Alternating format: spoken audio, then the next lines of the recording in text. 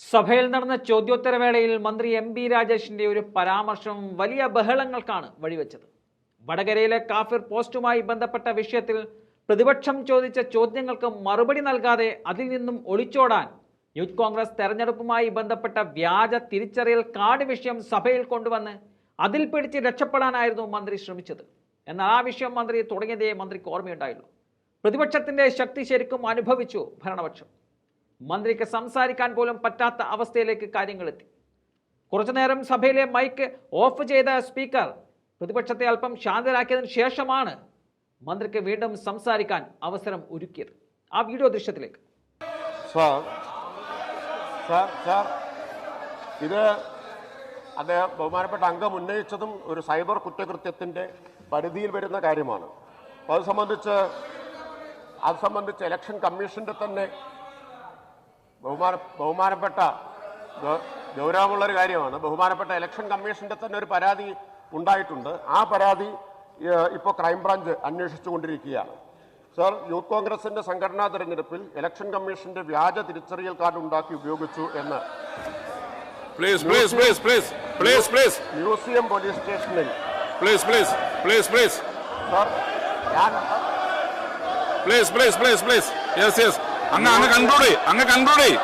Museum police station നൽകിയ പരാതിയിൽ crime number 1490/2023 under section 468, 465 IPC 66C IT act എന്ന case register ചെയ്യുകയും തിരിച്ചറിയൽ കാർഡ് വ്യാജമായി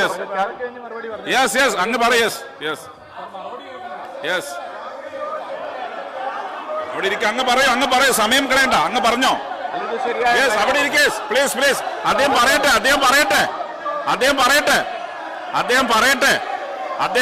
പ്ലീസ്. അദ്ദേഹം പറയട്ടെ.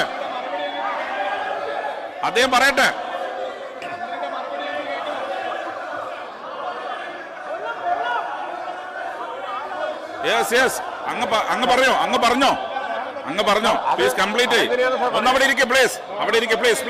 പറയട്ടെ. അവിടെ ഇരിക്കെ. യെസ്.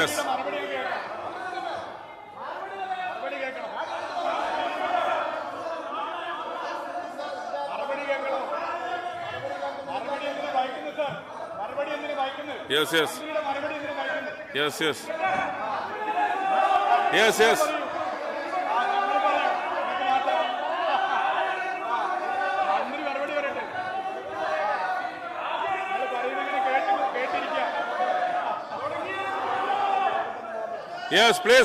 അവിടെ ഇരിക്കെ. അവിടെ മിനിസ്റ്റേഴ്സ് അവിടെ ഇരിക്കെ.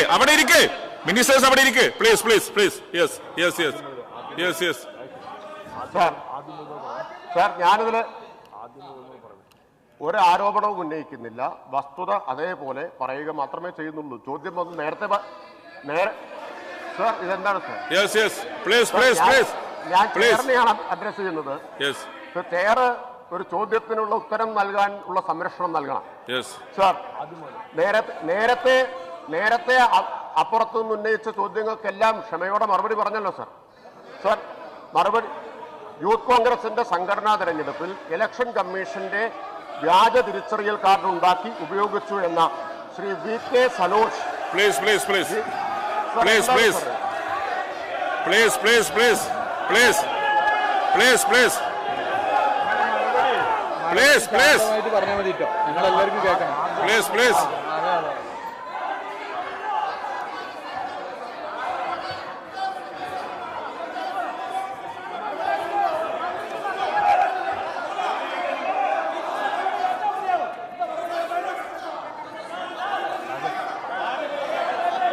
രണ്ട് പക്ഷങ്ങളും പാലിക്കേണ്ട മര്യാദയാണ്. യെസ്, അവിടെ പോയിരിക്കെ. ക്വസ്റ്റ്യൻ അവർ ചോദ്യം ചോദിക്കാൻ പറ്റും. പ്ലീസ്, അംഗങ്ങൾ അവിടെ പോയിരിക്കണം. ഈ ക്വസ്റ്റ്യൻ സ്വാഭാവിക ഇത് വരും, അതും വരും. അവിടെ പോയിരിക്കണം. പ്ലീസ്.